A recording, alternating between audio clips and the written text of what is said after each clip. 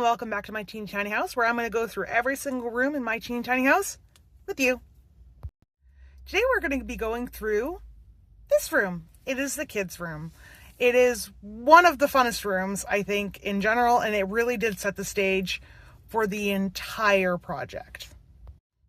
Simply making a room to be a room wasn't enough. I needed to hit the nostalgia notes for myself, and this is where it all began. It's not entirely as crazy as some of my later ones, but it's something. This is also the only room that we have in this entire house that has an interior window. I don't know why I did it. I didn't think about the logistics.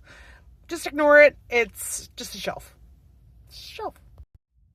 First, let's talk about some of the decor. As you can see, I have a CRT TV, and it is so perfect. It's definitely hitting all the notes for me, but I'm also looking at toys. Now, these are not toys I necessarily grew up with. I found a bunch of like toy-esque things on Thingiverse, and I printed them out.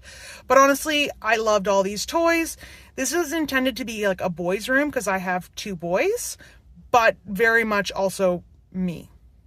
If you look over here, you can actually see on the old school TV, I'm playing Super Mario Bros. 2. I have an old NES, and I got some games and some VHSs up there.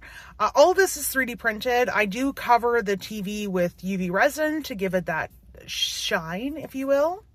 Up in the top corner, you can actually see a poster for Super Mario World, which was my personal favorite game growing up on the Super NES. Love that game, so I wanted to make sure I captured it by putting it on the wall as a poster, but it isn't a game in the room. If we move my giant head out of the way, you can actually see the teeny tiny controllers.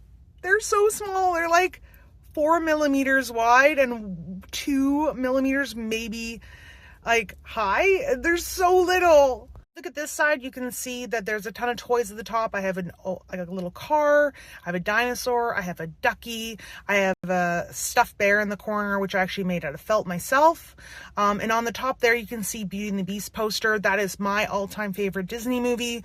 Again, this is meant to be nostalgia with kind of a playing to the idea that my boys might actually really like this. And we can't go and talk about this room without addressing lighting. There isn't any overhead lighting. Instead, I went for 2 sconces, so each bunk has its own light. So when you turn the lights on, the kids have their reading lights instead of like an overall overhead light. I thought it worked. Personally, this room is one of the darkest rooms. I wish I would have done a 3rd light, but I still think it looks really good. Honestly, this room does kind of set the stage for what will become this house. Nostalgia, adorableness, things that are super tiny, like just driving that love home.